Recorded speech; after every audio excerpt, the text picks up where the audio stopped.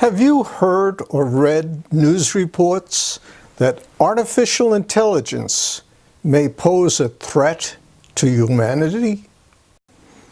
Are you worried about what this may mean for you and your loved ones? Artificial intelligence may indeed pose a threat to humanity. Stay tuned and I'll explain why.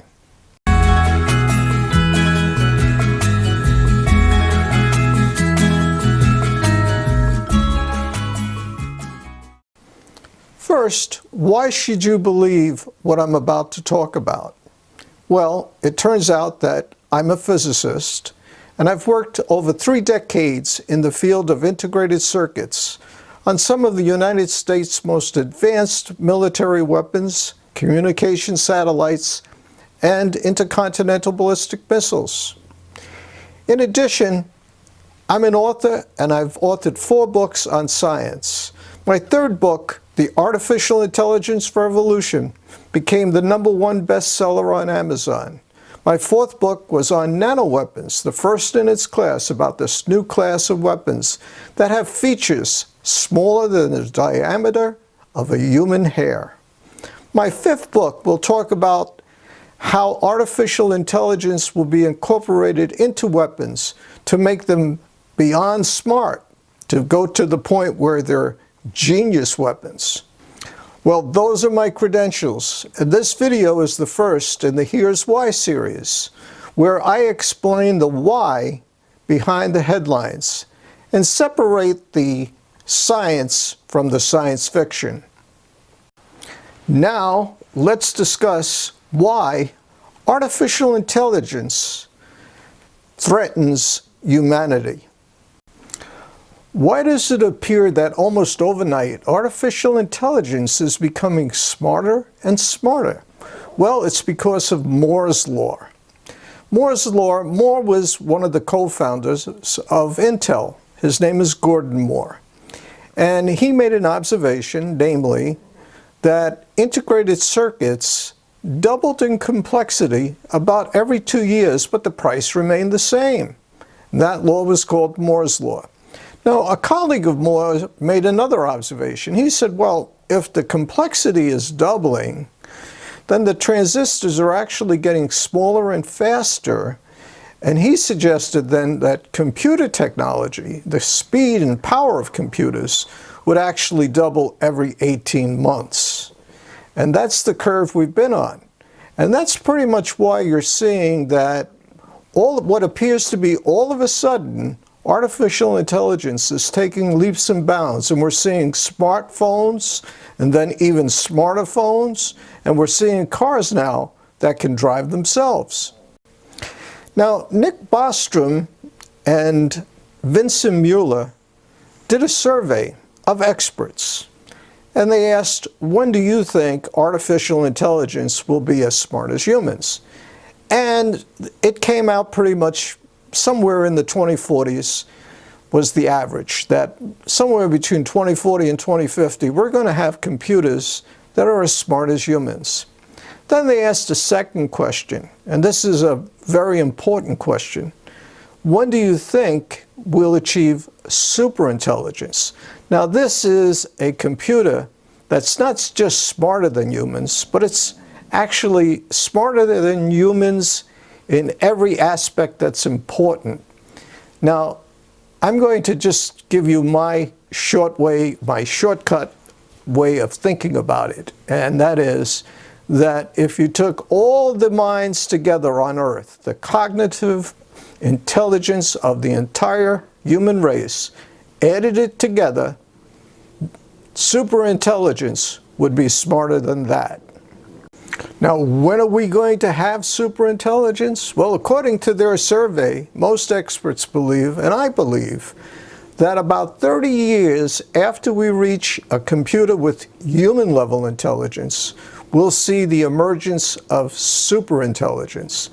So, if we see a computer emerge in about the 2040 time frame that has the equivalent of human intelligence, then somewhere in the 2070 time frame, or roughly in about the 4th quarter of the 21st century will see the emergence of superintelligence. Well, you might say, well, that sounds pretty good. We're going to have machines that are going to be very smart, and maybe they'll help us. Well, it may not work like that. As superintelligence looks at humanity, what will it see? It'll see a species that is essentially a warlike species. We've had wars almost since as long as humans have walked the earth, 400,000 years. In addition, we now have weapons that can cause massive destruction, nuclear weapons. And they would look at that and say, well, that could be a threat to us. We also release computer viruses. And those viruses to a superintelligent computer would be as deadly or as lethal as actual biological viruses are to humans.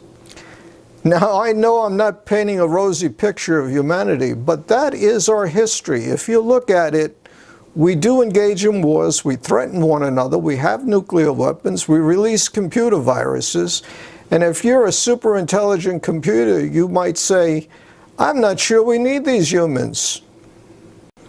Well, you may say, so what? So a computer decides it doesn't need us, we'll just unplug it. Well, it doesn't work like that. The United States has embarked on its third offset strategy. Now, you might ask, what is an offset strategy? It's a technological strategy to give us military superiority against our most capable adversaries. Now, the first offset strategy was to use nuclear weapons. That was devised around 1950 under President Eisenhower. The second offset strategy was to use integrated circuits and sensors to have smart weapons. And so we ended up having smart bombs, the GPS system, just to name a couple. And that pretty much took place, the second offset strategy pretty much took place under President Carter. Now, in 2014, under the Obama administration, it was decided that we could no longer rely on the second offset strategy because integrated circuits and sensors are now readily available around the world. They're produced around the world. So we needed a new offset strategy. What they decided was to make artificial intelligence, robotics, and miniaturization, which is another way of saying nanoweapons, the third offset strategy. Well, you may find this hard to believe, so I'm going to roll in a picture now of a true killer robot. What you're looking at is the X-47B UCAS, built by Northrop Grumman. And that stands for Unmanned Combat Air System.